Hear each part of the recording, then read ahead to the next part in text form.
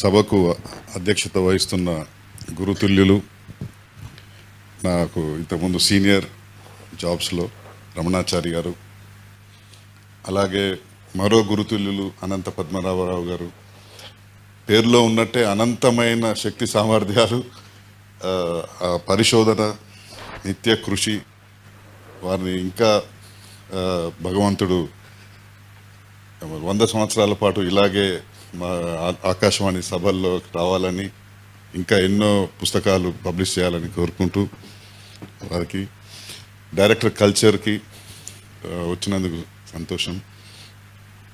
Plus నన్ను ఆహ్వానించిన ఉదయ్ శంకర్ గారు, వారందరికీ నమస్కారం.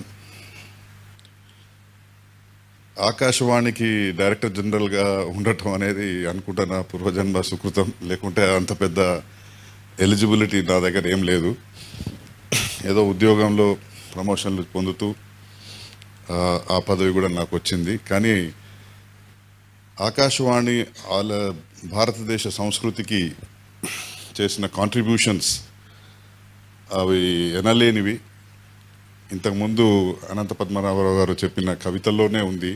దాంట్లో కార్మికుల కార్యక్రమం నుంచి మొదలు పెడితే చిన్న పిల్లల నుండి పెద్దల వరకు అందరికీ సంబంధించిన కార్యక్రమాల్ని ఒక్క భాషలో కాదు, 100కు మించిన భాషల్లో ప్లస్ డైలెక్ట్స్లో ప్రజలకు అందజేసిన ఏకైక సంస్థ, ఇప్పటికీ అందజేస్తున్న ఏకైక సంస్థ ఆకాశవాణి. అలాగే మనసుకి ఆహ్లాదం కలిగించడానికి సాహిత్య సంగీతాలు అవసరమని అన్నారు. అది ఎంతో నిజం. ఆకాశవాణి చేసిన అతి గొప్ప కాంట్రిబ్యూషన్స్లో ఒకటి సంగీతం. క్లాసికల్ మ్యూజిక్ అంతకుముందు ఉన్న రాజ్యాలు పడిపోయి స్వాతంత్రం వచ్చి ఆ కళాకారులకు పోషణ లేని కాలంలో ఆకాశవాణి వారిని ప్రోత్సహించి వారిని నిలబెట్టిన ఘనత ఆకాశవాణిది. ఐ థింక్ ఈరోజు ఉన్న ఏ గొప్ప కళాకారుడు కూడా ఆకాశవాణికి సంబంధం లేకుండా ఎదిగిన వారు ఎవరూ లేరు. వారందరి వాళ్ళ బాలమురళీ కృష్ణ గారి కానించి ఇంకా పెద్దలు చాలామంది ఆకాశవాణి నుండే వాళ్ళ జీవితాన్ని ప్రారంభించారు, వాళ్ళ ఘనతను సాధించారు, వాళ్ళ పేరు పొందారు. ఎంతోమంది వాళ్ళు ఆకాశవాణికి వస్తే, ఇప్పుడు రమణాచారి గారు అది ఒక దేవాలయం అన్నారు. అది ఎంతో నిజం అనిపిస్తుంది. వాళ్ళ ఇంతమంది గొప్ప పూజారులు, వాళ్ళు చేసిన యజ్ఞం, వాళ్ళు చేసిన తపస్సు, వాటితోటే ఆకాశవాణి నడుచుతుంది. ఇక్కడ ముకుంద్ శర్మ గారు ఉన్నారు. ఆకాశవాణి ఢిల్లీలో మేము చాలా ప్రయత్నం చేశామండి, మళ్ళీ మ్యూజిక్ని ఆకాశవాణి ప్రధాన కార్యక్రమంగా తీసుకురావాలని. కానీ పరిస్థితులు మారుతున్నాయి, అవి చేయలేకపోయాం.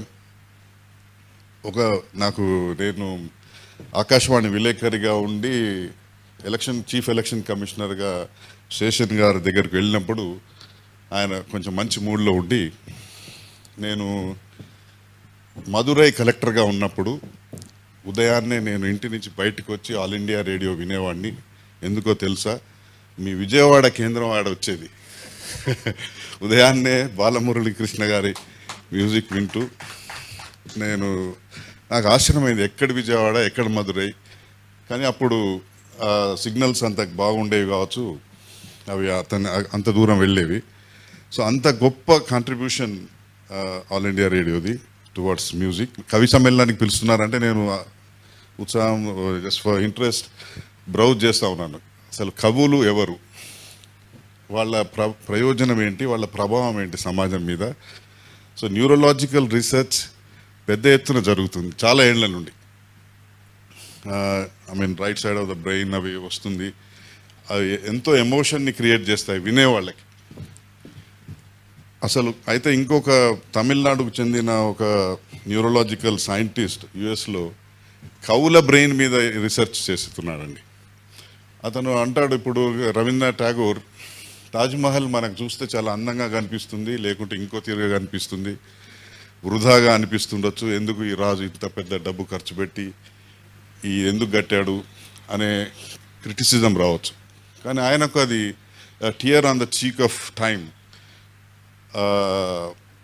కాలపు చెక్కిల మీద కన్నీరులాగా ఎందుకు కనపడింది, కనపడటానికి కారణమైంది. అలాగే శ్రీశ్రీ ఈ పంచమి నాటి చంద్రుడు ఎడారిలో కాళ్ళు తెగిన ఒంటెలాగా కనిపించాడు ఆయనకి. ఇవి ఇలా కనిపించడానికి వాళ్ళు ఎందుకు అలా చూడగలిగారు అంటే, he says there is something different in there neurological function. మనం మామూలు మనిషి చూడలేని విషయాన్ని వాళ్ళు చూడగలుగుతారు, దాన్ని వ్యక్తం చేసే శక్తి కూడా ఉంది వాళ్ళకి. అండ్ దట్ ఇంప్రెసెస్ అస్. దాన్ని ఎన్నోసార్లు మనం గుర్తుపెట్టుకుంటాం, వారు మనల్ని నడిపిస్తుంటారు.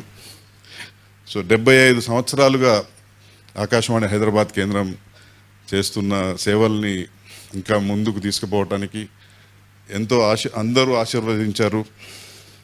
ఆల్ ఇండియా రేడియో ముందు తరాలకు కూడా దగ్గర కావాలని, యువతకి ముఖ్యంగా. మళ్ళీ అదే మా డీజీగా నేను చేసిన ప్రయత్నాల్లో అది కూడా ఒకటి, యువతకి దగ్గరగా తీసుకెళ్ళాలి. సమాజంలో ప్రతి వర్గానికి మనం దగ్గరగా ఉండాలి అని ఉదయ్ శంకర్ గారు ఇప్పుడు అదే ప్రయత్నం చేస్తున్నారు. వారి ప్రయత్నాలు సక్సెస్ కావాలని కోరుకుంటూ థ్యాంక్ యూ. నమస్తే.